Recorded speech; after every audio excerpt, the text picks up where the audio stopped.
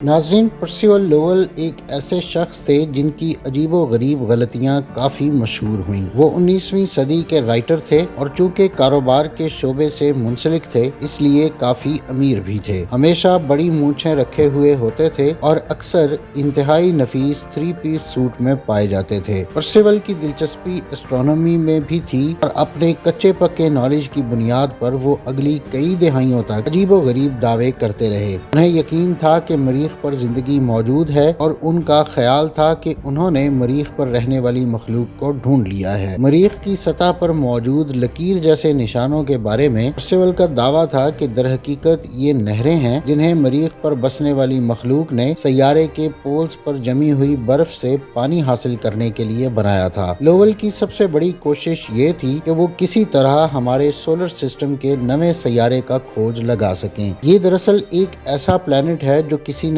دیکھا نہیں، مگر اسٹرانومرز کا دعویٰ ہے کہ یہ موجود ہے اور اسی کی وجہ سے یورینس اور نیپچون کے آربٹس میں تبدیلی نظر آتی ہے۔ اگرچہ وہ اس خیالی سیارے کو کبھی دیکھ نہیں سکے مگر اس کی کھوج ان کی زندگی کے آخری 10 سال کھا گئی اور پھر وہ 61 سال کی عمر میں ذہنی توازن کھونے کے بعد وفات پا گئے۔ شاید ان کے خواب و خیال میں بھی نہیں ہوگا کہ ان کی یہ تلاش تھوڑی بہت تبدیلیوں کے ساتھ سن 2022 میں بھی جاری رہے گی۔ لوول نے مرتے وقت چند لاکھ ڈالر اسی مشن کو جاری رکھنے کے لیے وقف کیے تھے، اسی لیے ان کی بیوہ کے ساتھ ایک چھوٹی سی قانونی جنگ کے بعد ان کی بنائی ہوئی آبزرویٹری نے اس پلانٹ کی تلاش جاری رکھی۔ ایک اندازے کے مطابق یہ نیپچون کے حجم جتنا بڑا سیارہ ہے جو ہمارے سورج کے گرد چکر لگاتا ہے اور اس کا مدار پلوٹو سے خاصا دور ہے۔ اس سیارے کو ریسرچرز نے پلانٹ 9 کا نام دیا ہے اور یہ زمین کے مقابلے میں 10 گنا بڑا، اس کا مدار نیپچون کے مقابلے میں سورج سے 20 گنا دور ہے۔ اسے سورج کے گرد اپنا ایک چکر مکمل کرنے میں 10 سے 20 ہزار زمینی سال لگتے ہیں۔ تاہم امریکی خلائی ادارے ناسا کے مطابق اس کا مطلب یہ نہیں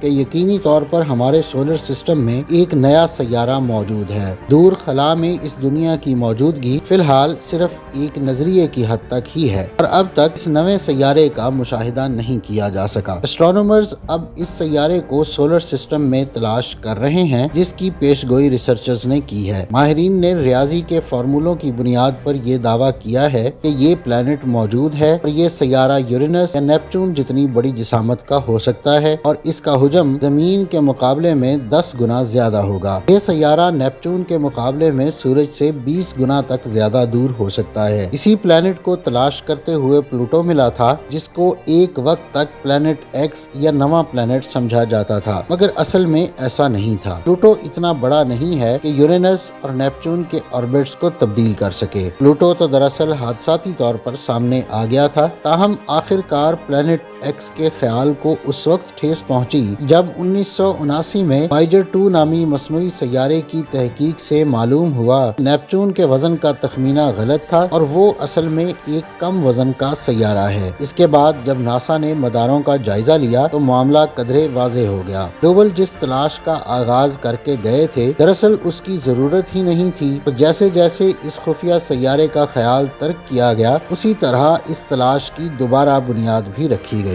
وائجر مشن نے ایک اور دریافت بھی کی تھی اور وہ تھی کوئپر بیلٹ کی موجودگی۔ یہ جمی ہوئی چیزوں کا ایک اسپیس ڈونٹ ہے جو کہ نیپچون کے مدار سے باہر موجود ہے اور یہ ہمارے سولر سسٹم کے اہم ترین عناصر میں سے ایک ہے۔ یہ اس قدر بڑا ہے، خیال کیا جاتا ہے کہ اس میں لاکھوں ایسے اجسام ہیں جو کہ 100 کلومیٹر سے زیادہ بڑے ہیں اور اس میں 1 ٹریلین تک دمدار ستارے بھی موجود ہیں۔ مگر ریسرچ کے بعد جلد ہی سائنسدانوں کو احساس ہو گیا کہ پلوٹو ہی وہ واحد بڑا سیارہ نہیں جو کہ سولر سسٹم کی آخری حدود میں پایا جاتا ہے۔ انہیں سیڈنا نامی پلانٹ ملا جو کہ پلوٹو کے 40% حجم کا تھا، کوائر جو کہ پلوٹو کے نصف حجم کا تھا اور ایرس ملا جو کہ پلوٹو کے برابر کے سائز کا تھا۔ اب سوال یہ تھا کہ ان اجسام کو کیا کہا جائے، انہیں پلانٹ سمجھا جائے یا نہیں، اور اگر انہیں پلانٹ کہا جائے تو کیا ان کا شمار سولر سسٹم کے پلانٹس میں ہونا چاہیے۔ سن 2006 میں انٹرنیشنل ایسٹرونامیکل یونین نے پلوٹو کو ایک ڈوارف پلانٹ کا दर्जा दे दिया। मगर फिर रिसर्चर्स को पता चला कि प्लूटो के गिर्द दरियाफ्त होने वाले नए ड्वार्फ प्लैनेट सेडना का ऑर्बिट भी वैसा नहीं जैसा होना चाहिए। इस पर वाज़ेह तौर पर किसी और फोर्स का असर है। ये कुइपर बेल्ट के अंदर ही सूरज के गिर्द इलिप्टिकल ऑर्बिट में घूम रहा है। इसका मदार इस कदर तवील है, इसे मुकम्मल करने के लिए 11,000 साल लगते हैं। इस वक्त सेडना जहाँ पर है, आखिरी मर्तबा जब ये सियारा इसी मकाम पर था, इंसान ने खेती बाड़ी दरियाफ्त की थी। इसी वजह से ये ख्याल और मजबूत हुआ कि यहाँ करीब कोई ना कोई ऐसा बड़ा प्लेनेट मौजूद है। इस पर असरअंदाज हो रहा है, क्योंकि सेडना ही वो वाहिद प्लेनेट नहीं जो अपनी जगह पर नहीं है। इसके अलावा 6 और छोटे प्लैनेट्स भी दरअसल अपनी जगह पर नहीं हैं, और ये सब के सब